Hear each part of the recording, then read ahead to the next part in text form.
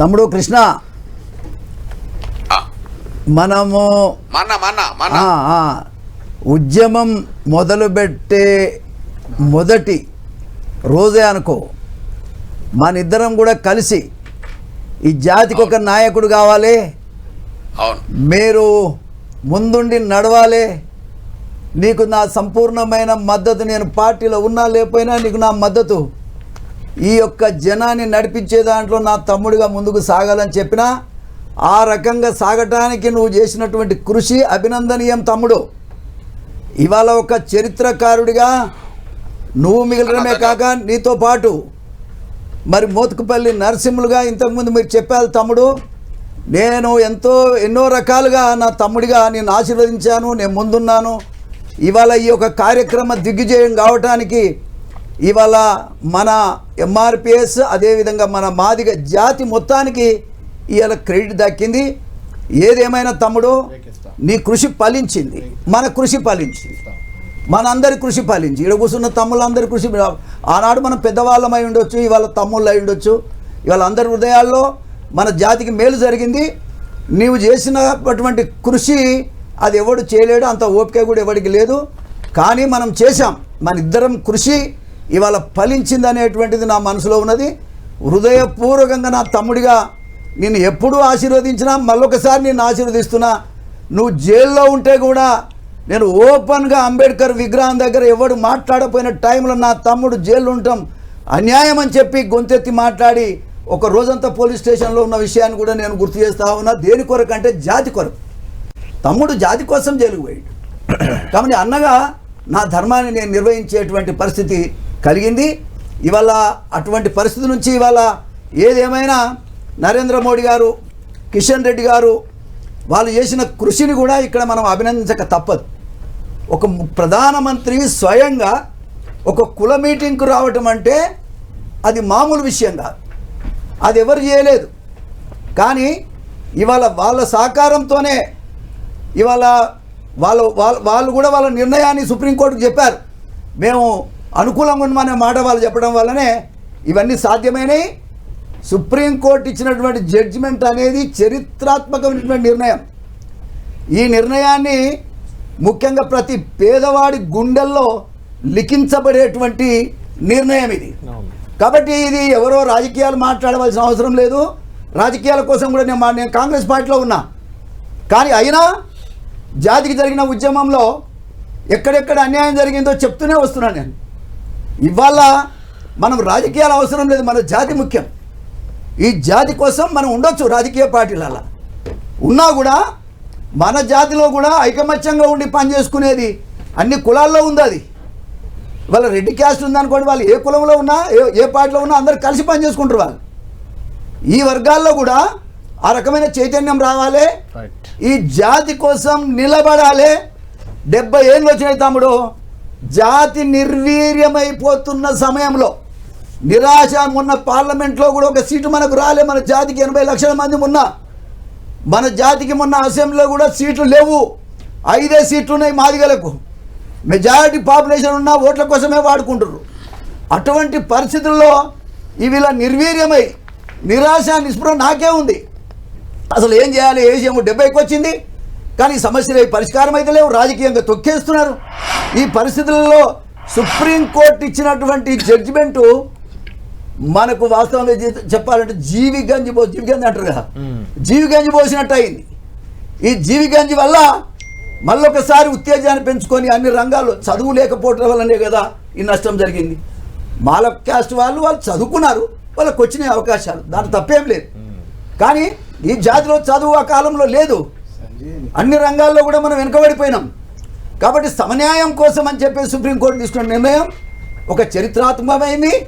అయినప్పటికీ ఇవాళ దీనికి తోడుగా కేంద్ర ప్రభుత్వం కూడా సహకరించడం అనేది అభినందనీయం. దానిని కృషిని అన్నగా నిన్ను అభినందిస్తున్నాం. మళ్ళొకసారి జాతి మొత్తం కూడా నిన్ను అభినందించాల్సిన అవసరం ఉందనేది ఈ సందర్భంగా తెలియజేస్తాను. రైట్ మందకృష్ణ గారు, థ్యాంక్ యూ వెరీ మచ్. మీరు మాతో జైన్లో అయ్యారు. మీ 3 దశాబ్దాల ఉద్యమం మామూలు విషయం కాదు, సాగించారు. అంతిమంగా ఫలితం కూడా సాధించారు. Thank you very much Mandakrishna గారు. మోతుపల్లి గారు మీరే చెప్పాలి, మిమ్మల్ని కూడా ఒక మాదిగ సామాజిక వర్గ సంక్షేమం కోసం, వాళ్ళ అభివృద్ధి కోసం, అభ్యున్నతి కోసం, వాళ్ళ కష్ట నష్టాల కోసం ఏ పార్టీలో ఉన్నా, ఏ హోదాలో ఉన్నా మీరు పనిచేసిన వ్యక్తిగా మిమ్మల్ని ఇక్కడికి మేము పిలిచాం. ఏంటి అంటే ఇక్కడ ఈ 3 ప్రధాన పార్టీల నాయకులు ఉన్నారు. మీరు పార్టీల గురించి మాట్లాడినా మాట్లాడకపోయినా ఏ నిర్ణయం అయినా దేశంలో కానీ రాష్ట్రంలో కానీ అది రాజకీయాలతోనే ముడిపడి ఉంటుంది. అంతే కదా. ఎవరికి క్రెడిట్ వార్ అనేది 3 పార్టీలు తీసుకునే ప్రయత్నం చేస్తున్నాయి. ఎవరికి ఇస్తారు మీరు? పార్టీలా? పార్టీలే 3 పార్టీలు తీసుకుంటున్నాయి. ఇప్పుడు మనం విన్నాం కూడా, అసెంబ్లీలో వాళ్ళు మాట్లాడిన మాటలు కూడా మీకు వినిపించాను. అది కాదు, నేను ఇక్కడున్న తమ్ముళ్ళందరినీ ఒక అన్నగా మాట్లాడమంటే మాట్లాడతా. పార్టీల గురించే చెప్పండి, వ్యక్తుల గురించి అంటే కదా కదా, వాళ్ళు కూడా ఇబ్బంది పడవద్దు. ఓకే, నేను అనేది ఏంటంటే మోతుపల్లి గారు మీరు దయచేసి పార్టీల విషయం తీసుకుంటే వాళ్ళను తర్వాత పెద్ద మనిషి మా జాతికి మందకృష్ణ అన్న కన్నా ముందటి నుండి ఆయన ఈ జాతి కోసం నిస్వార్థంగా అస్సలు ఏది ఆశించకుండా ఆయన పార్టీని కూడా లెక్క వేయకుండా ఇండిపెండెంట్గా గెలిచిన చరిత్ర మాదిగ జాతులు ఆయన ఒక్కనికే ఉన్నది, ఎవరికి లేదు. పార్టీల మీద ఆధారపడి బతికినటువంటి చరిత్ర ఆయనకు లేదు.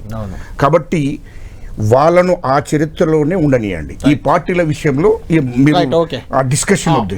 సరే, ఈ విషయంలో మందకృష్ణ గారికి మీకు మొదటి స్థానం ఇందులో వస్తాయి ఈ వర్గీకరణ విషయంలో. తర్వాత ఎవరికి ఇస్తారు పోనీ? దీని విజయం ఎవరిది? జాతి మొత్తాన్ని ఇది ఎవరిదో ఒకరిదే అనుకునేది కాదు. కాకపోతే యుద్ధం చేయాలి కాబట్టి యుద్ధం తమ్ముడితో అన్న చేయించాడు అంతే. తమ్ముడు ఎవరు? మందకృష్ణ. చేయించింది ఎవరు? మోత్కుపల్లి. ఎన్నుకున్నది ఎవరు అంటే మోత్కుపల్లి. అసెంబ్లీ రిజల్యూషన్ పాస్ చేసిన నేనే, ఆపదొచ్చినప్పుడు నిలబడ్డది కూడా నేనే. అధికార పార్టీలో ఉన్నట్లే చేసిన, ప్రతిపక్ష పార్టీలో ఉన్న. ఎందుకంటే జాతి మొత్తం కూడా పేదరికంతో అల్లల్లాడుతూ ఉంటే మనం ఒకరం బాగుపడితే నీతికి నిజాయితీకి మారు పేరుగా మాదిగ జాతిలో ఒకటి బతికిండని దాని మీద బతుకుతున్నాను నేను రాజకీయాల్లో, అది కూడా చెప్తున్నాను. కాబట్టి నాకున్న క్రెడిబిలిటీని నా జాతి కోసం ఉపయోగించాలనేటువంటిది నాకున్నటువంటి అభిప్రాయం. దీంట్లో ఖచ్చితంగా ఒక మాటలో చెప్పాలంటే ఎంతోమంది మాదిగ బిడ్డలు చనిపోయారు, ఎంతోమంది త్యాగాలు చేశారు. గత 30 సంవత్సరాలుగా మందకృష్ణ మాదిగ చేస్తున్నటువంటి పోరాటం, ఆ పోరాటం వెనుక 100% నేను నిలబడి సపోర్ట్గా ఉన్నాను. కాబట్టి అలా ఇది వచ్చిన దానికి నాకు 70 సంవత్సరాల వయసు నిండింది, నా జాతికి ఎక్కడ మేలు జరుగుతలేదనే బాధ ఉంది. దీనివల్ల నా సుప్రీంకోర్టు ఇచ్చిన జడ్జిమెంట్కి మరొకసారి హృదయపూర్వకంగా ధన్యవాదాలు తెలియజేస్తా ఉన్నా. వాళ్ళు ఈ చరిత్రాత్మకమైన నిర్ణయం వల్ల చనిపోతున్న ఒక మనిషికి జీవిగంజి పోస్తే ఒక్కోసారి లేచిన పడతారు చూడు, అట్లా నా జాతికి ఇలా జీవిగంజి పోసినటువంటి అవకాశం సుప్రీంకోర్టు ఇచ్చింది. చంద్రచూడ్ గారు కానీ ఆ బెంచ్ మీద ఉన్న పెద్దలందరికీ ధన్యవాదాలు తెలియజేస్తున్నా. అదేవిధంగా సహకరించిన కేంద్ర ప్రభుత్వానికి కూడా నేను ధన్యవాదాలు తెలియజేస్తాను. ఎవరు సహకరించలేదండి, రాజకీయాలు చేసుకుందాం రేపటి నుంచి, అది వేరే విషయం. కానీ సహకరించినటువంటి వాళ్ళకు కూడా మనం ధన్యవాదాలు తెలియజేస్తాం. ఎందుకంటే పవర్లో వాళ్ళు ఉన్నారు.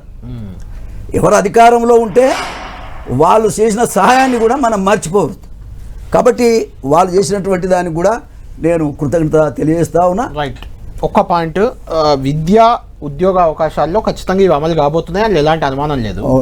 మీరు ఇంతసేపు మాట్లాడింది రాజకీయంగా, అంటే ఎంపీ పదవులు రాలేదు, ఎమ్మెల్యే రాలేదు, ఇవన్నీ మాట్లాడారు కాబట్టి అవి చాలా రాజకీయంలో వచ్చే అవకాశం ఉందా ఇది రిజర్వేషన్ వర్గీకరణ అనేది? ఇప్పుడు ఒక విషయం చెప్తా ఉన్నా, అసలు మా జాతికి లేవనిచ్చిన వాడు ఎవడు? అసలు లేవడానికే వీళ్ళ కాళ్ళు చేతులు పడిపోయి ఉన్నాం మేము. ఈ కాళ్ళు చేతులు పడిపోయిన వాడికి లేవనిచ్చింది 83లో ఎన్టీ రామారావు గారు.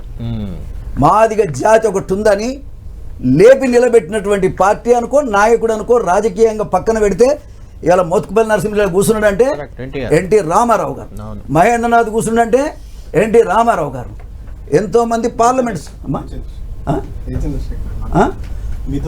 అదే తర్వాత. అయితే ఇట్లా మాదిగ జాతి చదువుకున్న వాళ్ళకి, కులం ఏదైనా మాదిగ జాతికి ముఖ్యంగా చదువుకున్న వాడికే టికెట్ ఇచ్చినటువంటి మహానుభావుడు. అప్పటిదాకా మా వాళ్ళు మాదిగ ఎమ్మెల్యే ఎవడని ఉండంటే లెక్క చూస్తే కూడా ఎవడు కనబడేటోళ్ళు గారు. అది కూడా చదువుకోని వాళ్ళను, బైకాడ జీతం ఉన్న వాళ్ళని తెచ్చిపెట్టేవాళ్ళు. ఎన్టీ రామారావు గారు వచ్చినాక చదువుకున్న వాడికి టికెట్ ఇచ్చారు. ఇవాళ అన్ని పార్టీలు అదే పని చేస్తున్నాయి.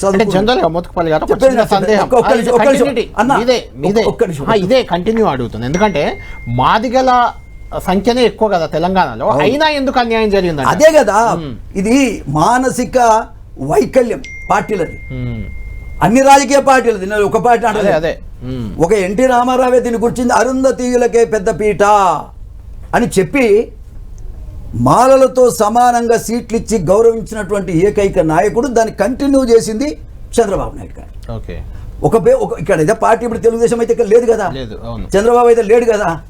ఒక్క మాటలో చెప్పాలంటే మనం నిజాయితీగా ఇప్పుడు దాకా ఏం చెప్పాను నేను, కేంద్ర ప్రభుత్వం సాయం చేసిందని చెప్పారు లీడర్గా. అవును. అదే రకంగా ఇప్పుడు ఇంకో మాట కూడా ముందుకెళ్ళి ఏం చెప్తున్నా అంటే 2000 నుంచి 2004 వరకు రిజర్వేషన్ అమలు చేసినటువంటి క్రెడిట్ ఎవరికన్నా పోద్దంటే చంద్రబాబు నాయుడు. చంద్రబాబు నాయుడు మొదలుపెట్టినటువంటి చట్టమే ఇవాళ సుప్రీంకోర్టు ఆమోదించింది. కాబట్టి చంద్రబాబు నాయుడు కృతజ్ఞత చెప్పాల్సింది. చంద్రబాబు నాయుడు గారికి కూడా ఈక్వల్గా ఆయనను గౌరవించాల్సిన అవసరం ఉంది. మాదిగ జాతి మర్చిపోవద్దు. ఆయన ఒక మాట చెప్తాను, ఎన్టీ రామారావుని మర్చిపోవద్దు, చంద్రబాబు నాయుడు గారిని మర్చిపోవద్దు. ఎవరైతే ఈ జాతులు, ఇప్పుడు నీకు ఒక మాట చెప్తా, అరే మా కులం ఒకటి ఉన్నది, వీళ్ళని గౌరవించాలి, వీళ్ళని పైకి తేవాలని చెప్పిన నాయకుడే లేడండి వాళ్ళ తర్వాత, వినరా? కాబట్టి మేము ఏ స్థాయిలో ఉన్నట్టు ఈ రాష్ట్రంలో ఉన్నట్టా లేనట్ట మాకు అర్థం కాదు. కాబట్టి వాళ్ళ మాదిగ జాతిని మనుషులుగా గుర్తించింది ఎన్టీఆర్, కొనసాగించింది చంద్రబాబు నాయుడు గారు, తర్వాత చట్టం తెచ్చింది చంద్రబాబు నాయుడు గారు, అమలు చేసింది చంద్రబాబు నాయుడు గారు. ఆ తర్వాత 2004 తర్వాత కారణాలు ఏమైనా గవర్నమెంట్ మారింది, రిజర్వేషన్ కొట్టేశారు. ఏమే దాని ఫలితంగా 20 సంవత్సరాలు నష్టపోయిన. ఇట్లా స్వతంత్రం రాకముందు 83 వరకు నష్టపోయినాం. ఈ 75 సంవత్సరాల స్వతంత్ర భారతదేశంలో స్వతంత్ర ఫలాలు మాకు అందనే లేదు. ఇప్పుడు అందుతాయని ఒక నిమిషం, అందనమే లేదు. అందించిన వాళ్ళు వాళ్ళు ఇద్దరే. వాళ్ళకి ధన్యవాదాలు కూడా ఈ సందర్భంగా నేను తెలియజేస్తా ఉన్నా, కృతజ్ఞత తెలియజేస్తా ఉన్నా. ఎన్టీ రామారావు గారికి అయితే నేను శిష్యుడిని, వినరా? ఉన్నమాట చెప్తాను, నేను పార్టీ ఏదైనా కానీ. అయితే ఇష్యూ ఏమిటంటే ఇక్కడ మనకు కావాల్సింది, మన జాతికి ఎవరు మేలు చేస్తే వాళ్ళని గౌరవిస్తే మనకు మంచిది. ఓకే, కాబట్టి నేను ఏమంటా అంటే పాలిటిక్స్, ఇప్పుడు మాకు విద్య ఉద్యోగాల్లో మాకు చదువు లేకపోవడం వల్ల మాకు ఉద్యోగాలు రాలేదు. మరి చదువు ఎందుకు రాలేదు అంటే మమ్మల్ని ఆ విధంగా ఎంకరేజ్ చేసిన వాళ్ళు లేరు, వినరా? ఎంకరేజ్ చేసిన తర్వాత వాళ్ళకి ఇప్పుడు చూడండి, ఇప్పుడు మా కులంలో ఒక్క ఐఏఎస్ ఆఫీసర్ ఇద్దరు ముగ్గురు ఉంటే కూడా వాళ్ళకి ఇక్కడ అవకాశమే లేదు. వాళ్ళు ఎక్కడో ఉన్నారు, వాళ్ళ పోస్టింగ్సే లేవు. ఇప్పుడు ఇక్కడ ఎట్లుంటుంది అంటే పవర్ తమే, పవర్ ఎవరి దగ్గర ఉంటే వాళ్ళు యూజ్ చేస్తారు. దానివల్ల వాళ్ళు బలా. నేను మాది ఎక్కువ వస్తుంది, అయినా 90-91 అనుకుంటాను ఇండిపెండెంట్ ఉన్నా, నేను ఇండిపెండెంట్ గెలిచానే. మాల కులస్తులు 15 మందిని 20 మందిని ఊచకొత కోసి మూటలు కట్టి కాలువలు పడేస్తే అసెంబ్లీలో ఎన్ జనార్దన్ చీఫ్ మినిస్టర్, ఇండిపెండెంట్గా నేనున్నా, ఆమెను నిరాహార దీక్ష చేశాను. నేను 7 రోజులు చేశా, నీళ్లు కూడా ముట్టుకోలే నా మాల సోదరుల గురించి. నా కులం లేదు, ఇష్యూ ముఖ్యం. ఏ జాతికి అన్యాయం జరిగితే దాని పట్ల నిలబడేది నాకు అలవాటు ఉంది. ఆ రకంగా నిలబడి ఆ ఇష్యూ మీద పోరాటం చేసినప్పుడు కత్తి పద్మారావు ముందరికి వచ్చి ఆ కాలంలో సమస్యను పరిష్కారం చేసినాం. నేను ఎందుకంటున్నానంటే ఇప్పటికి కూడా మాల సోదరులకు నేను విజ్ఞప్తి చేస్తున్నా, ఇది మీకు పోయేది ఏమి లేదు. ఇప్పటికైనా సరే మీకు అవకాశం ఉంది, మీరు పొందారు, దాన్ని కూడా జెల్సీగా ఫీల్ కావాల్సిన అవసరం లేదు. ఇప్పుడు అందరూ చదువుకున్నారు, అన్ని కులాలు చదువుకున్నారు, ఉపకులాలు మనకంటే ఉపకులాలకు ఏమీ లేదు. మరి వాళ్ళని కూడా గౌరవించాల్సిన అవసరం ఉంది కదా. దీనివల్ల వాళ్ళకు కూడా న్యాయం జరిగేటువంటి అవకాశం ఉంది. కాబట్టి అందరికీ సమన్యాయం జరిగేటువంటి ఈ జడ్జిమెంట్ను గౌరవించాలి. మాదిగలు అందరం కలిసి సమైక్య పోరాటం ద్వారా మన జాతులకు అన్యాయం జరిగితే నిలబడాల్సిన అవసరం ఉంది, పోరాటం చేయాల్సిన అవసరం ఉంది. మనకు అన్టచబిలిటీ పెద్ద ఈ దేశంలో ఒక రోగం. అంబేద్కర్ మహనీయుడు ఇచ్చినటువంటి ఈ అవకాశాన్ని పుచ్చుకొని కూర్చోగలిగినాం. లేకపోతే మమ్మల్ని ఎవడు కూర్చొని ఇస్తాడు సార్?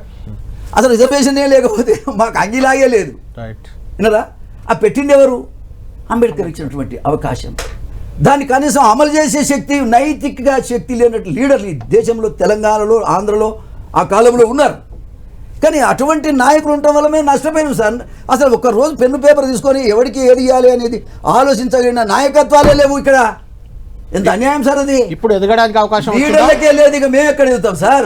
ఇప్పుడు ఈ రిజర్వేషన్ ఈ రిజర్వేషన్ వల్ల ఖచ్చితంగా నా జాతి బాగుపడుతుంది, రైట్, అందరితో సమానంగా ఉంటుంది. రాజ్యాధికారంలో భాగస్వామ్యం కోసం కొట్లాడాల్సిన అవసరం ఉంది. నేను ఆల్రెడీ మొదలుపెట్టినా. ఖచ్చితంగా మన పార్లమెంట్లో కూడా నా జాతికి ఒక సీట్ రాలేదు, అసెంబ్లీలో కూడా నా జాతికి ఒక సీట్ రాలేదు. నేను కాంగ్రెస్ పార్టీ కోసం పనిచేసిన, కాంగ్రెస్ నాయకత్వాన్ని బలపరిచిన, కానీ మాకు రాలేదు. బాధతో ఉన్నాం. ఇవాళ జడ్జిమెంట్ వచ్చినాక సంతోషంగా మాట్లాడగలుగుతాను. నా నోట్ల నుంచి మాటే లేదు నాకు. రైట్, ఎవరికి రావాలి? నా తమ్మునికి రావాలి, లేకపోతే ఇంకో తమ్మునికి రావాలి, ఎవరికో రావాలి కదా. 70 ఏళ్ళు అయినాయండి, నిరాశ నిస్పృహతో సస్తాను అనుకున్నా నేను. ఈ జడ్జిమెంట్తో నాకు ప్రాణవాయువు పోసినట్టు మళ్ళీ లేచి వచ్చినంత పరిస్థితి అయింది. నీ దయ వల్ల టీవీలో మాట్లాడు. Right, welcome back. Supreme court judgement అయితే వచ్చేసింది. మాదిగా రిజర్వేషన్, ఎస్సీ ఎస్టీ రిజర్వేషన్లను రాష్ట్రాలకు అధికారాలు ఇస్తూ. అయితే రాష్ట్రాలు ఎప్పటి నుంచి వీటిని అమల్లోకి తేబోతున్నాయి, ఎలాంటి అంచనా ఉంది? మోత్కుపల్లి గారు మనతో ఉన్నారు, కంటిన్యూ అవుతున్నారు. అంటే రాష్ట్రాలు అమలు చేస్తేనే అమల్లోకి వస్తాయి. రాష్ట్రాలు అమలు చేసుకోవడానికి సుప్రీంకోర్టు క్లియరెన్స్ ఇచ్చేసింది. కాబట్టి ఎప్పటి నుంచి అమల్లోకి వచ్చే అవకాశం ఉంది ఇది అనేది ఒకటి చర్చ. ఇప్పుడు ఒక సీనియర్ నాయకుడిగా, ఒక దళితుడిగా, ఒక మాదిగోడిగా నేను ముఖ్యమంత్రి రేవంత్ రెడ్డి గారికి అన్ని విషయాలు డిమాండ్ చేసిన, కానీ ఈ విషయంలో విజ్ఞప్తి చేస్తున్నా. విషయం ఏంటంటే ఇవాళ అసెంబ్లీలో మరి మొట్టమొదటే ఇది నేను అమలు చేస్తానని చెప్పటం కూడా నేను హర్షిస్తున్నా. మరి రేవంత్ రెడ్డి గారికి ప్రత్యేకంగా ధన్యవాదాలు కూడా తెలియజేస్తున్నాను. అయితే ఒక మాట, ఇప్పుడు మీ నాయకత్వంలో మా జాతి మొత్తం ఆల్మోస్ట్ నిర్వీర్యం అయిపోయింది. అన్ని విషయాల్లో కూడా, అటు పార్లమెంట్లో కానీ అసెంబ్లీలో కానీ మాకు ప్రాతినిధ్యమే లేకుండా జరిగింది. అది మీ నాయకత్వంలో జరిగింది. ఆ చరిత్ర అది నీకే మిగులుతుంది. దాని విషయంలో మీరు ఆలోచించండి. కనీసం ఇప్పుడు సుప్రీంకోర్టు ఇచ్చినటువంటి జడ్జిమెంటుని 100కి 100 ఇమ్మీడియట్గా అమలు చేయాల్సినటువంటి బాధ్యత మీ మీద ఉంది. మాకు బాగా నష్టం జరిగింది ముఖ్యమంత్రి గారు. మీరు యువకులు, మీకు కొన్ని విషయాలు తెలియదు, చెప్తే వినటానికి మీరు సిద్ధంగా లేరు మా లాంటి వాళ్ళ మాటలు. అయితే ఇష్యూ ఏమిటంటే, ఒక పెద్ద మనిషిగా, ఒక అన్నగా నువ్వు ముఖ్యమంత్రి కావాలని కోరుకున్నది మాదిగోడే. తెలంగాణ మొత్తం మాదిగోళ్ళు ఓట్లేస్తేనే కాంగ్రెస్ పార్టీ అధికారంలోకి వచ్చింది. మాదిగోళ్ళు ఓట్లేయకపోతే అసలు కాంగ్రెస్ పార్టీకి ఓటేసేటోళ్ళే మాదిగోళ్ళు. అటువంటి మాదిగోళ్ళకే తీవ్రమైన మనోవేదన ఉన్నది. నేను 70 ఏళ్ళు ఉన్నా కదా, నేను రేపో మాపో చచ్చిపోతుండొచ్చు, కానీ నిజమేందో ఒకసారి ఆలోచించు. నేను నిన్ను అనాలని నా ఉద్దేశం కాదు, కానీ తీవ్రమైన ఆవేదన. ఇప్పుడు నేను చేయని పదవి లేదు. జీవితంలో నీతి నిజాయితీ కోసం బతికిన అనే విషయం మీకు తెలుసు. ఏదైనా మాట్లాడదామంటే అవకాశం లేనటువంటి పరిస్థితి. రెండోది, ఇవాళ నేను మీకు విజ్ఞప్తి చేసేది ఏంటంటే, అటు రాజకీయంగా మీ నాయకత్వంలో మేము బాగా దెబ్బతిన్నాం, మనోవేదనతో ఉన్నాం. మాకేదో జీవిగంజి పోసినట్టు సుప్రీంకోర్టు మరి మాకు ఒక అవకాశం ఇచ్చింది. రిజర్వేషన్లు అనేటువంటివి రాష్ట్రాలే చేయాలనేటువంటి మాట చెప్పింది. దానికి కేంద్ర ప్రభుత్వం కూడా సహకరించింది. వాళ్ళకు ధన్యవాదాలు. ఇవాళ నువ్వు చేస్తే నీకు ధన్యవాదాలు చెప్తాం. ఏదైతే నోటిఫికేషన్లు ఆల్రెడీ ఇష్యూ చేసినప్పటికీ కూడా క్యాన్సిల్ చేసి సుప్రీంకోర్టు ఇచ్చినటువంటి జడ్జిమెంట్ని మళ్ళా రీనోటిఫై చేసి ఏబిసిడీలు అమలు చేయాలని మిమ్మల్ని హృదయపూర్వకంగా నేను కోరుతా ఉన్నా. దయచేసి నేను రాజకీయాల కొరకు మాట్లాడటం లేదు. నేను కాంగ్రెస్ పార్టీగా నువ్వు అన్నా అని పిలిచేది, నేను తమ్ముడా అని పిలిచేది, కానీ ఈ కారణం ఏమైనా నాకు చాలా ఇబ్బందికరమైన పరిస్థితుల్లో నేనున్నా. అయినప్పటికీ మీరు ఈ యొక్క ఏబిసిడి కోసం సుప్రీంకోర్టు ఇచ్చినట్టు జడ్జిమెంట్ను ఇమ్మీడియట్గా అమల్లోకి తీసుకురమ్మని మాత్రమే నేను విజ్ఞప్తి చేస్తున్నా.